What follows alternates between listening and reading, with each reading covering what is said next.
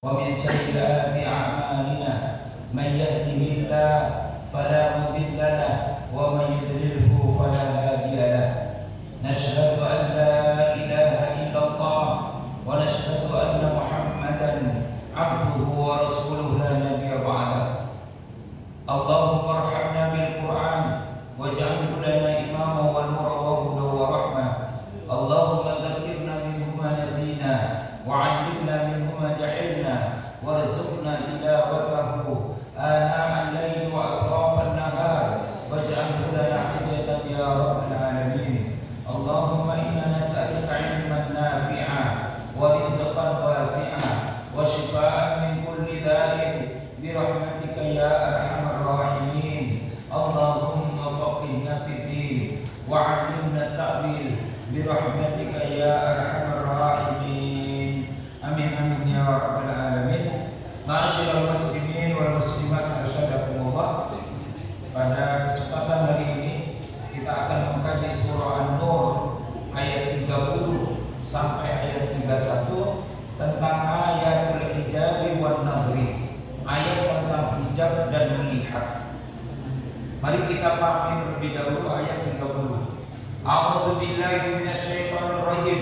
Qul, katakanlah ya Muhammad, lil mu'minina, bagi orang-orang mukmin laki-laki, yaghuddu min absarihim, hendaklah mereka menundukkan dari pandangan mereka, wa yahfazu, dan hendaklah mereka memelihara furujahum, kemaluan-kemaluan mereka. Dzalika azka lakum, yang demikian itu lebih suci bagi mereka. Innallaha, sesungguhnya Allah, khabirun, maha mengetahui, bima yasnauna, dengan apa yang mereka perbuat. Bapak Ibu sekalian yang dimuliakan Allah Subhanahu wa taala, jadi lafaz kul itu adalah fi'lul amri. Berarti ada qailnya tetapi ada mukhatabnya. Tentu yang berbicara karena Al-Qur'an, maka yang berbicara adalah Allah Subhanahu wa taala. Lalu memberikan perintah. Yang diberi perintah itu namanya di dalam ilmu Al-Qur'an namanya mukhatab, atau orang yang menjadi objek perintah. Tentu yang diperintah itu adalah Rasulullah Muhammad sallallahu alaihi wasallam. Qul, katakan ya Muhammad. Maka Muhammad sebagai nabi dan rasul, nanti turunannya adalah orang yang dekat dengan Quran dan Sunnah. Innamal ulama warathatul anbiya'i wal mursalin. Maka qul, katakan ya Muhammad, tetapi karena yang menjadi mukhatabnya itu adalah Rasulullah, berarti turunannya setelah Rasulullah meninggal itu adalah kaum muslimin, lebih-lebih adalah orang yang alim di antara orang beriman. Berarti dia punya kewajiban untuk mendakwahkan ini. Artinya mendakwahkan, menyampaikan, merubah keadaan. Tentang apa? Lil mu'minina, katakan ya Muhammad kepada orang-orang mukmin laki-laki, yaghuddu min absarihim, hendaklah mereka menundukkan dari pandangannya, wa yahfazu furujahum, dan memelihara kemaluannya. Berarti pandangan yang bisa bergeser pada kemaluan. Kan kita ini memandang, tetapi ada pandangan yang bisa bergeser kepada kemaluan. Bapak-bapak punya kemaluan. Pandangan apa yang bisa menyebabkan bergeser kepada kemaluan? Tentu bukan memandang pohon, bukan menundukkan pandangan dari pohon, bukan menundukkan pandangan dari laut. Karena orang memandang laut tidak memunculkan birahi. Orang memandang pohon tidak mengandung birahi. Tetapi yang dimaksud, tundukkanlah pandangan kalian kepada lawan jenis perempuan-perempuan, wa yahfazu furujahum, yang karena sebab memandang itu muncul gairah yang kemudian bisa menghidupkan barang yang ada di bawah. Sehingga di dalam persoalan ini ada namanya saddul dzari'ah.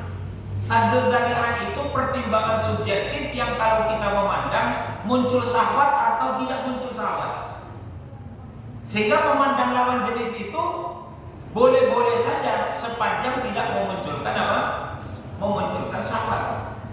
Kalau dia bisa mendatangkan memunculkan syahwat, maka dia muncul illat hukum agar orang itu menundukkan pandangannya. Berarti di dalam perkara ini ada dua perkara penting. Pertama, secara dzatiyah haram hukumnya memandang lawan jenis yang bukan haknya untuk dipandang. Kemudian yang kedua, itu adalah hukum saddud dzari'ah, yang kalau memandang lawan jenis itu bisa memunculkan syahwat, yang bisa memunculkan gairah pada kemaluannya. Maka diperintahkan oleh Quran untuk menundukkan pandangannya dan menjaga kemaluannya. Itu dua paket. Karena dari mata ke hati, dari hati ke, kan begitu dong, turun ke hati, turun ke, gimana kata pepatah itu? Dari pandangan awal. Dzalika azka lakum, itu bisa membuat jiwamu menjadi suci. Apa artinya suci? Yang bekerja pekerjaannya menjadi lancar, yang dapat rezeki rezekinya tidak gampang habis, yang belajarnya bisa konsentrasi, ilmu bisa gampang masuk. Tetapi kalau dia membebaskan matanya untuk memandang yang bukan haknya untuk melihat, lalu dia menggerakkan libido seksualnya, lalu kemudian dia memperturunkan dengan cara yang tidak benar, berapapun uang yang ada di tangan, dia akan cepat habis. Sebesar apapun pekerjaan itu tidak akan mendatangkan berkah, karena orang tidak saddud dzari'ah, tidak preventif untuk mengendalikan pandangan, karena dari pandangan ini muncul hawa nafsu, dari pandangan ini muncul perzinahan. Bapak Ibu sekalian yang dimuliakan Allah Subhanahu wa taala, sehingga kalau orang ingin rezekinya dimudahkan, orang ingin urusannya dimudahkan, orang ingin dimudahkan berbuat baik, maka jagalah pandangannya, jangan sampai memandang yang bukan hak kita untuk dipandang, yang kemudian memunculkan maksiat, baik yang tampak maupun yang tampak langsung maupun tidak, lewat HP, lewat TV, lewat laptop, itu sama saja. Sehingga kata Rasulullah SAW, ada zina ain, zina mata. Jadi orang memandang yang bukan haknya dipandang, apalagi dia mempertontonkan auratnya yang seharusnya ditutup, tetapi prasmanan ditampakkan di depan publik, maka kita yang harus menjaga diri untuk tidak memandangnya. Nah, kalau kita biarkan mata kita memandang, maka jatuhlah kita kepada zina ain, zina mata. Tetapi kalau dari pandangan itu menggerakkan tangan kita untuk memegang, gitu kan? Sudah nih, tingkatnya kan sudah apa? Atau untuk berkata-kata, menyampaikan pujian kepada perempuan yang tidak layak untuk disampaikan karena dia bukan istri kita, maka dia menjadi zina lisan. Atau sesama teman yang membicarakan, mohon maaf, situs-situs porno dalam rangka untuk memunculkan birahi, maka dia menjadi zina lisan. Tapi kalau sudah bergerak, memegang, bergerak, menyentuh, maka dia menjadi zina perbuatan, zina amal. Tetapi bahkan karena sebab bapak ibu ini memandang, tak kala akan tidur terbayang-bayang, tidak hilang-hilang bayangan itu, muncul pikiran-pikiran neras, maka itu namanya zina ghaib, zina qalbi, zina hati. Jadi Nabi membuat perangkat agar kita ini preventif, saddud dzari'ah. Jangan sampai terjadi, tapi harus preventif.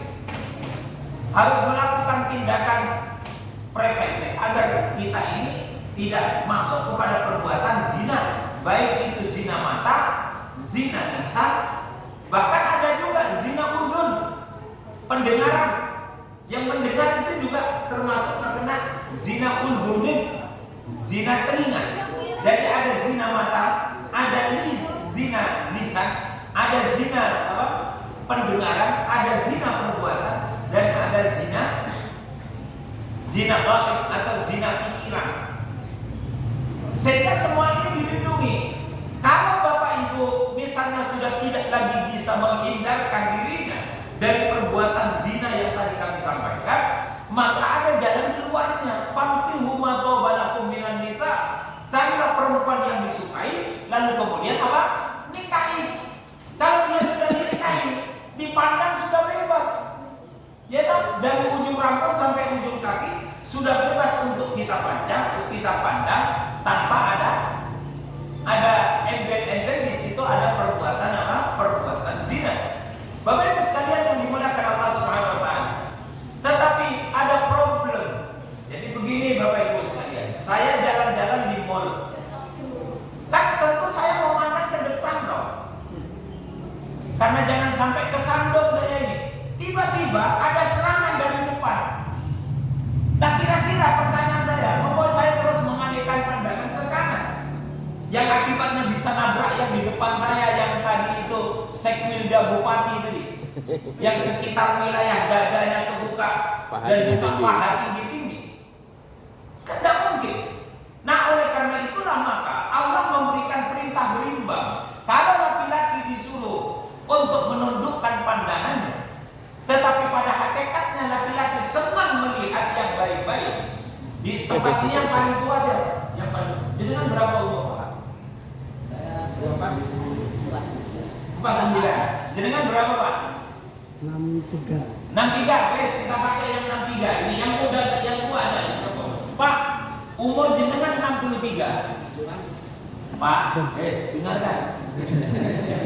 Kalau jenengan ngelihat cewek cantik seneng apa enggak? Suka, Pak. 63. Itu artinya Bapak Ibu sekalian, secara kodrati laki-laki itu senang memandang perempuan yang cantik. Mau umurnya 65, 65, sama. Umur aja tidak, mata itu masih awal 27 tahun. Konsisten dia kosa kata baru tuh. Kalau urusan mata memandang yang bagus konsisten kata beliau. Fisik memang sudah la haula wala quwata illa billah. Tapi yang namanya mata memandang yang cantik itu, dia pasti senang. Tetapi kalau pandangan itu tidak dikendalikan kan berbahaya. Maka kalau kita ini senang untuk melihat yang cantik-cantik, besok cari istri yang cantik. Nah, cantik itu apa definisinya? Cantik itu bukan yang putih. Cantik itu bukan yang tinggi semampai. Cantik itu bukan yang kurus, bukan yang gemuk, tidak. Tetapi cantik itu good looking, kalau dipandang itu menyenangkan. Itu namanya cantik. Jadi jangan sampai keliru kita. Sehingga dikatakan apa? Kalau dia belum menjadi calon istrimu, ya mundur min amsalihi. Tundukkan pandang apa? Dia sudah punya istri Pak, walaupun 63 ya tetap menundukkan Pak. Ya toh? Walaupun 63. Bapak Ibu sekalian yang dimuliakan Allah SWT. Tetapi masalahnya kan begini, gimana kita mau menundukkan pandangan kalau yang bagus-bagus itu dihidangkan prasmanan di depan mata?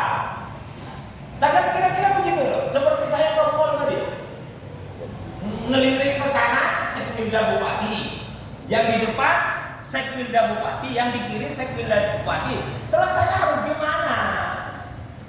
Maka disitulah ujian yang paling berat, agar kita jangan sampai pikiran kita bergerak, jangan sampai hati kita bergerak,